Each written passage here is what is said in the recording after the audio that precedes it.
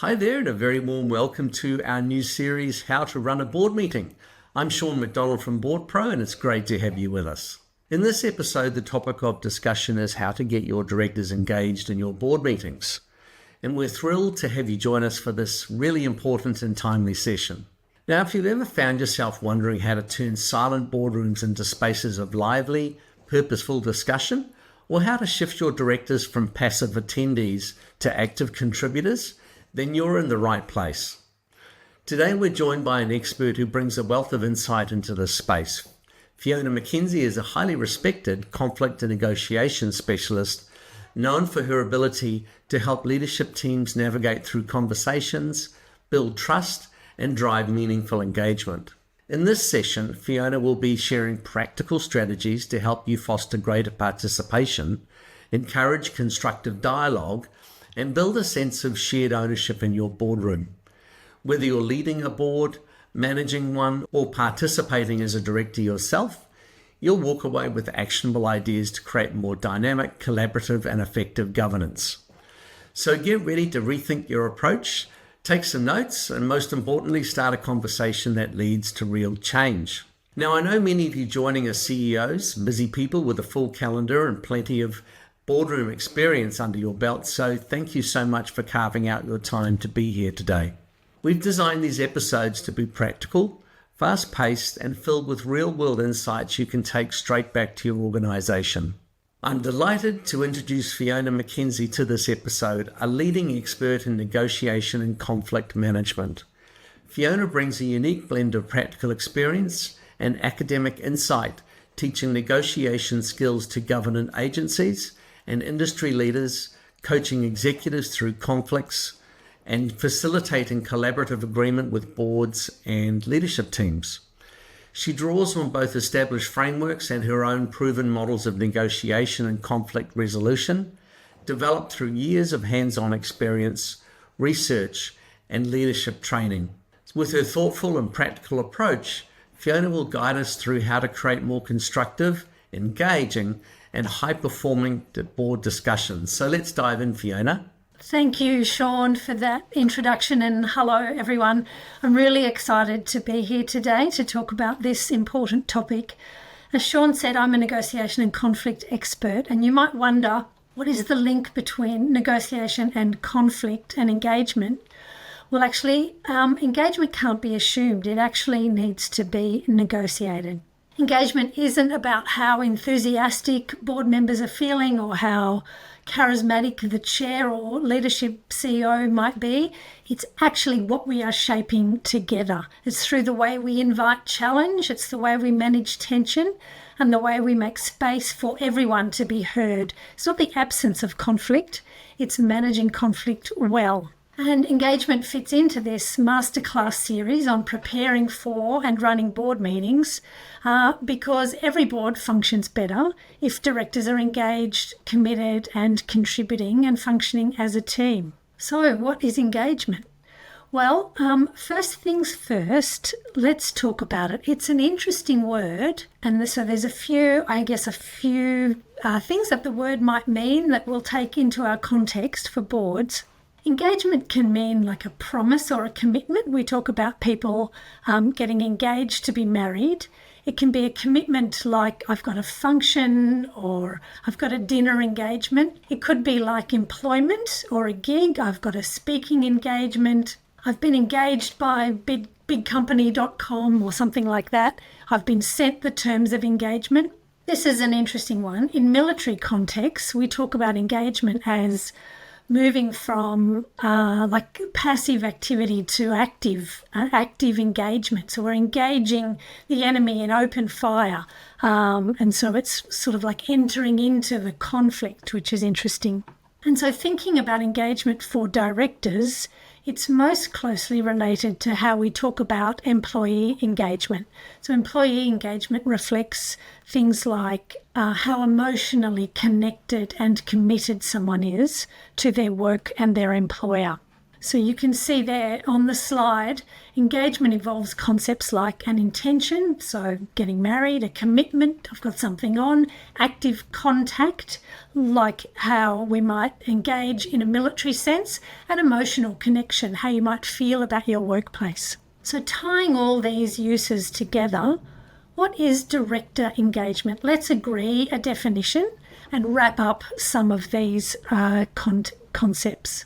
So director engagement, it's the active, thoughtful and consistent contribution of board members to the governance process. It's marked by their willingness to challenge, collaborate and co-create outcomes rather than simply observe or approve decisions. So a disengaged board isn't quiet, it's a board full of unresolved tension. Directors who stay silent out of frustration or they defer to dominant voices while they're disagreeing internally, they're almost negotiating with themselves internally because they're not engaged. Silence does not equal consent and it does not equal engagement, and that's important to remember. So imagine walking into your board meetings and every director's face lights up at the agenda. And it's not because they love meetings, it's because they feel essential to what's about to unfold. So they feel safe to disagree. They know that tension will produce better discussions and better results. So why does engagement matter? Well, a disengaged board is sort of like a fire crew that has shown up to the fire, they've shown up to the blaze, and instead of fighting it, they're just standing around watching. Good governance demands intervention. Attendance without action doesn't stop the fire. So if we think about that definition again, director engagement is the active, thoughtful and consistent contribution of board members to the governance process. And it's marked by their willingness to challenge, collaborate and co-create outcomes rather than observe or just approve decisions. So director engagement is apparent when directors are preparing meaningfully for meetings, when they speak openly and listen actively, when they offer critical thought, not just compliance, when they share ownership of risks and results. So really, engagement is when directors are, they're acting as partners in the governance. They're not just passengers, and consequently decisions are better, transparency is improved and alignment is stronger. So what causes a director to lose engagement? What things stop them becoming from fully engaged? In my opinion, there are broadly three forces or factors at work. There's subjective factors, so they're the personal things, the things going on for an individual director. There are structural factors, that's how the board operates, the board mechanics in a sense, and then strategic factors, so the broader focus and alignment of the board. And I've got this model here on the slide that you can see, so let's dive into it. Let's have a look at the subjective factors and what types of factors, subjective factors, might cause disengagement. Well, first off, there's the lack of personal alignment. Directors become disengaged if they forget why they joined the board in the first place. Sometimes they forget why they initially wanted to serve, why their voice matters. Sometimes they might experience conflicted loyalties. They might be torn between different roles that come about in their personal life experience. I know for me, having my third child meant I had to sign off from a lot of personal activities. So things like that in a person's life can affect their personal alignment. Sometimes directors join boards for personal interest reasons like experience or getting something on their CV, and that is all absolutely fine. I don't have a problem with that at all, as long as there is also personal alignment between the individual's values and the interests of the organisation. And if there isn't alignment, you'll be hard-pressed to keep that director engaged. Overwhelm and fatigue is another cause of disengagement. Sometimes, especially for new directors, the overwhelm is real. The papers are enormous, the acronyms are many, there's too much information, too little clarity for a new director. Sometimes life stress or overload outside the boardroom drains a director's energy inside it. And actually, particularly for younger or less experienced directors, There's also imposter syndrome, feeling unqualified or not qualified enough to contribute. And so joining the board and feeling like you aren't expert enough to be there, that can cause disengagement. And then disillusionment. Well, it's a fact that some directors over time become disillusioned. Perhaps promises were made to them about roles they might get to try, about things they could experience. Sometimes the reality of board work is just really different to what their expectations were. Sometimes they thought they'd have more impact on something they care about, and the reality is really different. So if we now look at the structural factors and how they might contribute to disengagement, these are the board mechanics that can help or hinder. So the first one there is low psychological safety. Psychological safety is the belief that you won't be punished or humiliated for speaking up with ideas or questions or concerns. And if a director feels judgment or ridicule, that means there's low psychological safety. If they feel that challenging ideas or admitting uncertainty is risky, no psychological safety. And so if this fear of being wrong or judged keeps them silent, they will disengage. Why would you speak up if there's that risk? And related to this is when directors feel like they're outside the sort of group of the real decision makers, when there's cliques or inner circles or politics. Psychological safety is created or destroyed by how the board operates, how conflict is handled, and disengagement happens in a hurry if this is what directors experience. We've then got role confusion. So if you don't know what's expected of you strategically or operationally, you're going to disengage pretty quickly. I have seen boards where role confusion has been a sneaky saboteur of engagement. It doesn't cause that really destructive conflict that we don't want, but it really can create withdrawal when people are confused about the role that they're supposed to be playing. It blurs responsibility. People don't know what their job is, so they just sit back in their very unmarked lane, not knowing which direction to swim in. Role confusion makes accountability fuzzy as well. To be engaged, people need to know how their role connects to outcomes. Without clarity, engagement feels risky. And then the last one there are poor meeting processes. This is a really big one. This is about agendas and sharing. If agendas focus on status updates and they don't allow real conflicts to surface, there's no meaningful dialogue.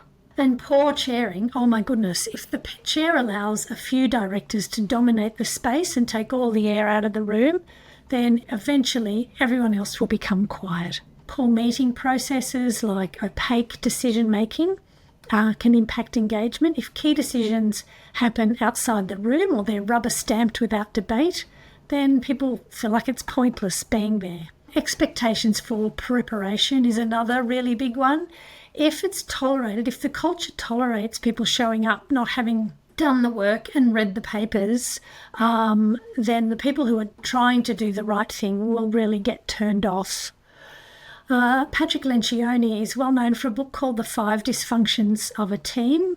Lencioni says that a lack of healthy conflict is a problem. So if opinions aren't aired in passionate and open debate, team members rarely, if ever, buy in and commit to the decisions. So that's the challenge of poor meeting processes.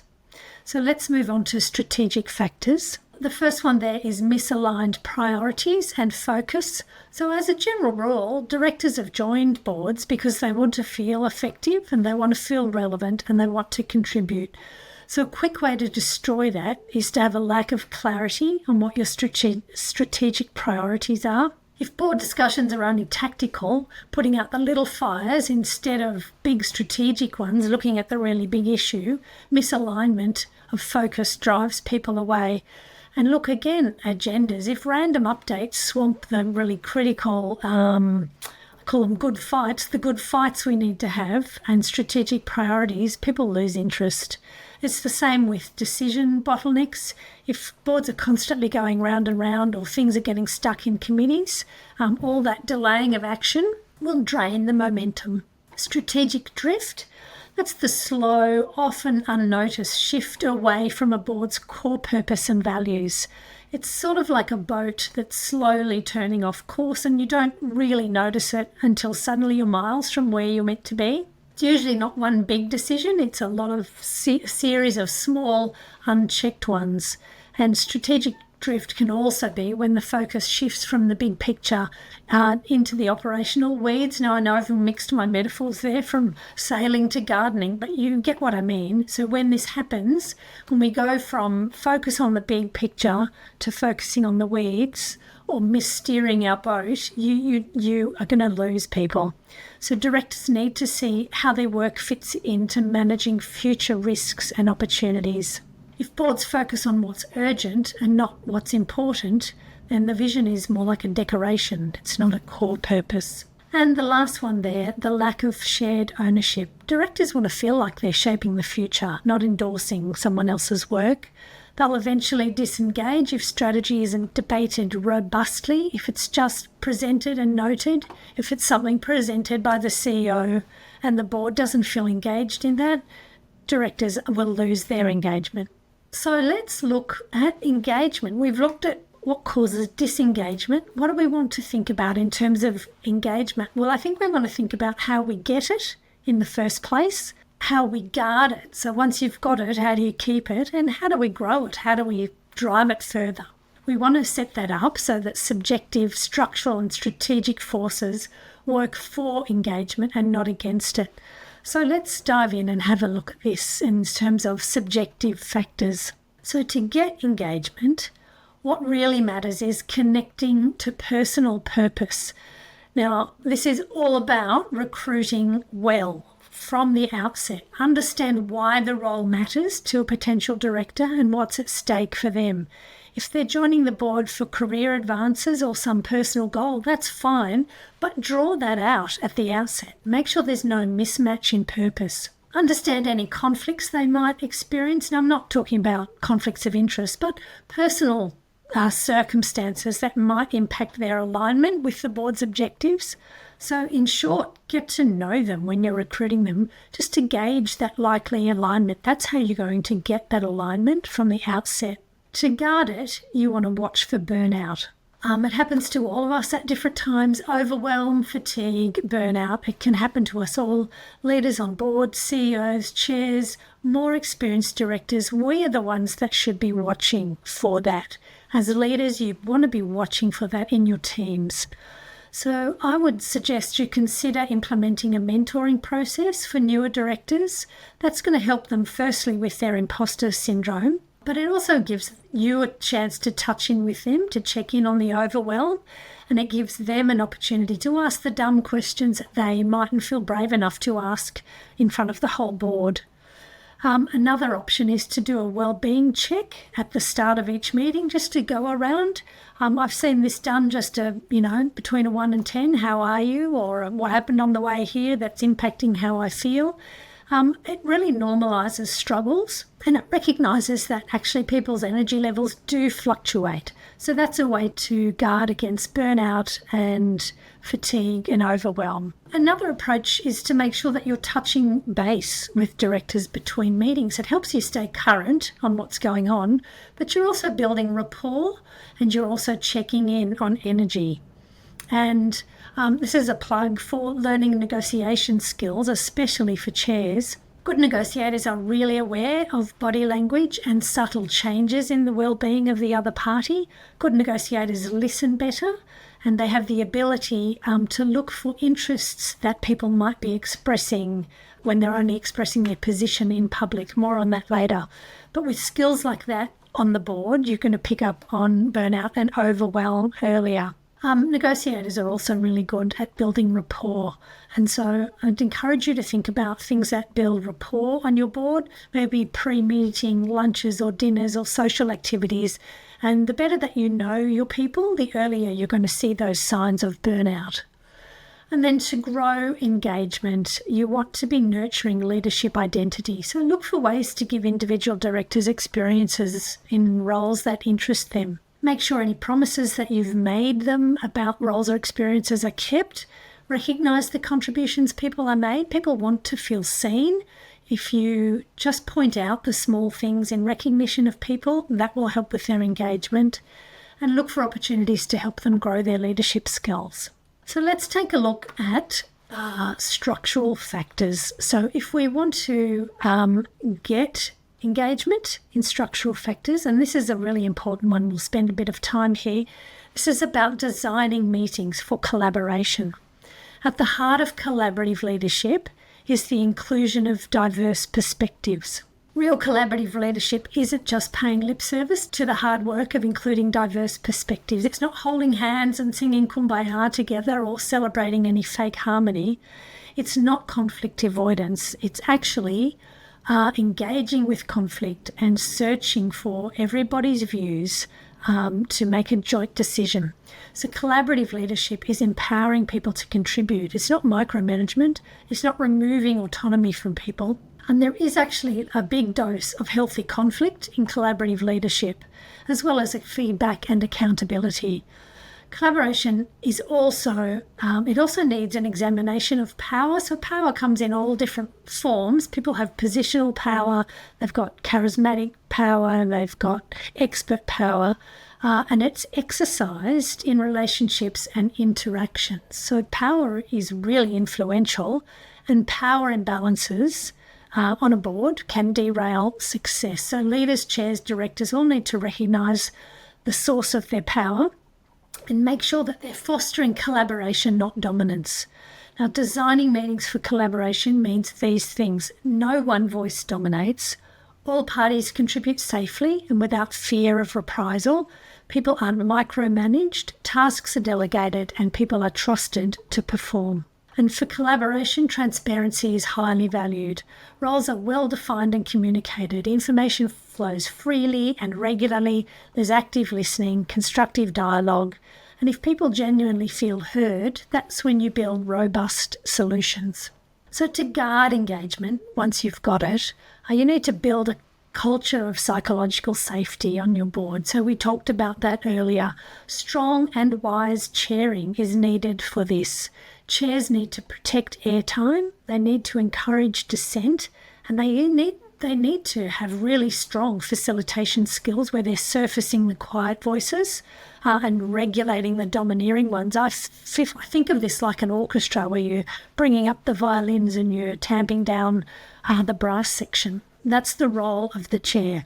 And I call this positive conflict, where leaders are willing to safely step into conflict rather than remain complacent, and where challenging conversations aren't tolerated, not just tolerated, but actually really called upon and encouraged.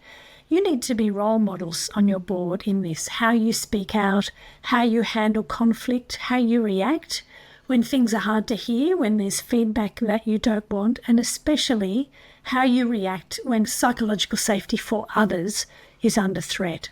I wonder if you asked your board members a question in a confidential survey, how they would feel if they strongly disagreed with a major proposal. How would they feel about speaking up against that? And if they said they wouldn't feel brave enough to do that, you've got an issue with psychological safety. A final tip on psychological safety is to rotate what I would call the black hat. So every board meeting, choose somebody to be the devil's advocate, or you might call it the constructive skeptic. So that's allowing you to draw out those other opinions, and it's spreading that responsibility. And for newer or quieter people, it gives them a role to play where they can practice pushing back. So you're actually developing an individual while at the same time you're drawing out those opinions. And then to grow engagement, this is about normalising failure. Failure isn't weakness, it's part of good governance. Conflict, rather, isn't personal weakness, it's part of good governance. So you will grow engagement if you let people disagree. I know it sounds counterintuitive, but normalising disagreement means that people really know that their opinions are valued and sought after.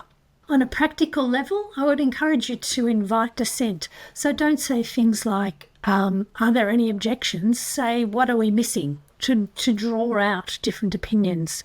Silence means consent, and you want better than that. You actually want to understand all the opinions in the room. That's why they're there. You want to be modelling curiosity. When people express an opinion that you don't agree with, don't jump to defending your own. Ask them to unpack it a bit further.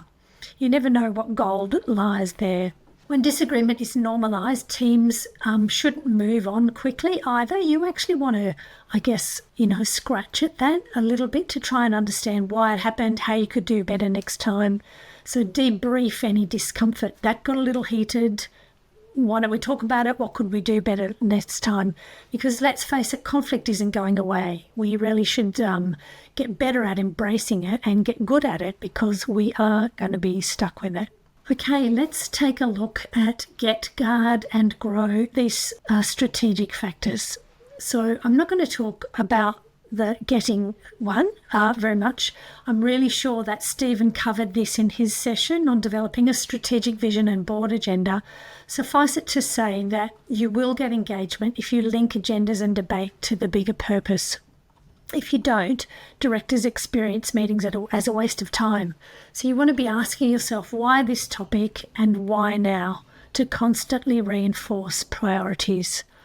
The next one there is about guarding engagement, and this is keeping the strategy visible. Keeping strategy visible, it's not just about charts and dashboards and vision statements. It's about continuously connecting the directors' roles and decisions to the deeper interests that strategy is meant to serve. I'll just give you a little bit of negotiation terminology. Positions and interests, and positions are what we want. Interests are why we want them. So a position in a board debate might be we should expand into Asia, where the interest is actually we want long-term growth. And sometimes lots of different positions will meet one interest. If a debate stays purely focused on positions and everybody is arguing for their preferred tactic, you'll soon see board members getting really entrenched in their positions, and they'll start to mentally sign out if they're not getting their way. But if you keep strategy visible as a set of shared interests, so it might be things like growth or legacy or impact, resilience, then if you keep that in the focus, you create space for collaboration. So it shifts from I want X versus you want Y to we all want the same interests. Let's work out how we get there. Which of the different positions will meet this shared interest? Chairs need to frame issues as tensions between interests, not conflicts between people. That's important. And when strategy is invisible or abstract, directors are always going to revert to a short-term position. So when vision is visible and grounded in shared purpose, board members are going to negotiate with vision and integrity. So you can be aligned on the why, the interests, even if you're debating the how, the positions. So keep the why visible, keep the vision visible. And then growing engagement. This is about inviting board members to a shared future. Inviting directors to a shared future is one of the most powerful ways to spark meaningful engagement. It's a move from what do you think about this to what can we create together. It shifts the board dynamics from oversight to ownership, from reacting to reports to shaping a future that matters. People are most engaged, when they feel really invested in the outcomes, especially when they've helped imagine and build those outcomes or those futures. There are a lot of approaches to keep the shared future in sight, but here's just two to finish. You really want to be reframing conflict as creative future shaping. So think about tensions. They aren't problems. They're the shape of the future that we're trying to create, the shape that we want to emerge. And the other one is to ritualise strategic questions. One of my favourite questions to build a culture of forward accountability is this: what are we doing today that our future selves will thank us for? So that's something that you could introduce into your board as well. So I hope this model helps you think about engagement, think about it in terms of the personal factors or subjective factors, the structural factors, how the board operates, and the strategic factors, keeping the vision front and centre.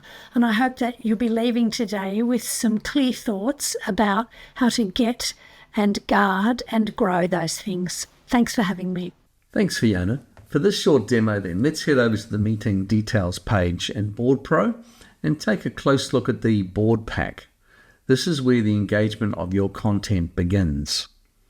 So clicking on View and Take Notes opens up a powerful space for directors to engage and interact with their board papers.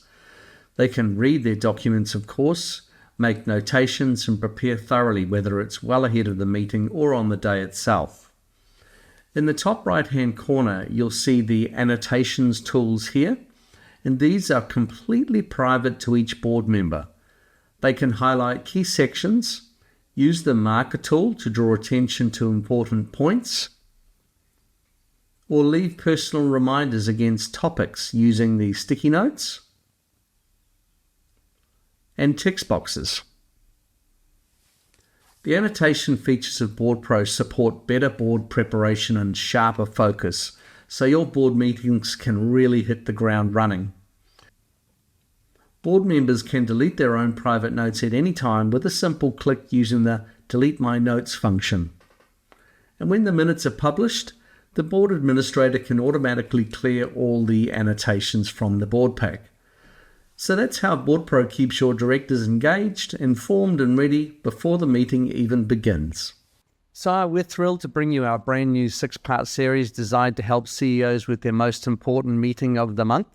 Whether you're looking to sharpen your strategic vision, craft smarter board agendas, write more effective minutes, or ensure clear follow-through on board actions, this series has you covered.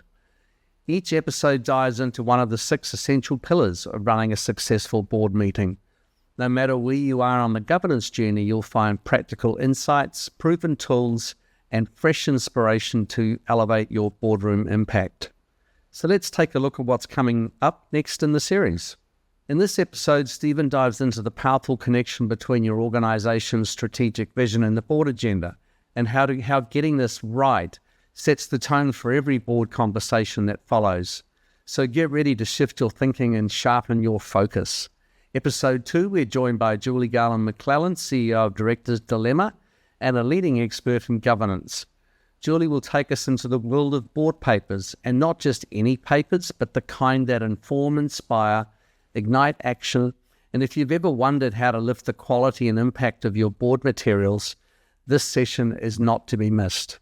In episode 3, we'll hear from Danica McLean, Managing Director of Board Administration Services and one of New Zealand's leading outsourced board administrators. Danica will walk us through how to build, organise and deliver a board pack that doesn't just tick the boxes, but sets your board up for success.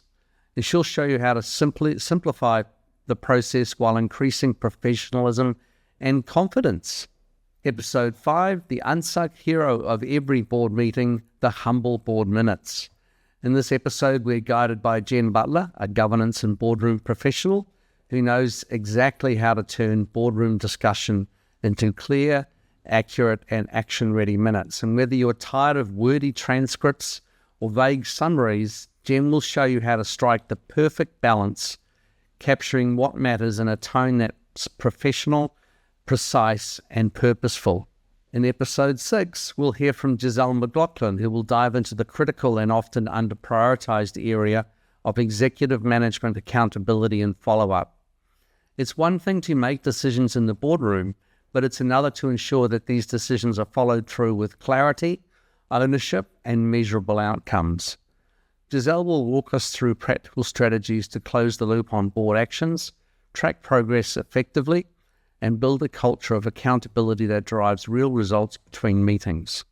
If you've ever felt like board decisions vanish into a black hole after the meeting ends, this episode is a must. So we've packed these 6 episodes with practical insights and expert know-how and tools you can apply right away in the organization. As CEOs, you don't just attend board meetings, you lead them. And these episodes will help you do exactly that with more clarity, confidence, and impact. And that brings us to the close of today's episode, how to get your directors engaged in your board meetings. A special thanks to Fiona McKenzie for sharing her deep expertise and practical wisdom with us. Fiona's insights have reminded us that boardroom engagement isn't just a nice to have, it's the cornerstone of effective governance. Because at the end of the day, boards don't just shape strategy, manage risk, or lead transformation by simply showing up. They do it by showing up fully engaged. And that means being willing to challenge, collaborate, and co-create outcomes and lean into the challenging conversations that move the organization forward. If you're leaving today with fresh ideas and renewed energy to get guard and grow engagement, then you're already one step closer to creating more dynamic and inclusive board meetings and the kind of leadership that makes a difference. So until next time, keep leading with purpose, keep engaging with intention, and we'll see you at the next episode in our How to Run Board Meetings series.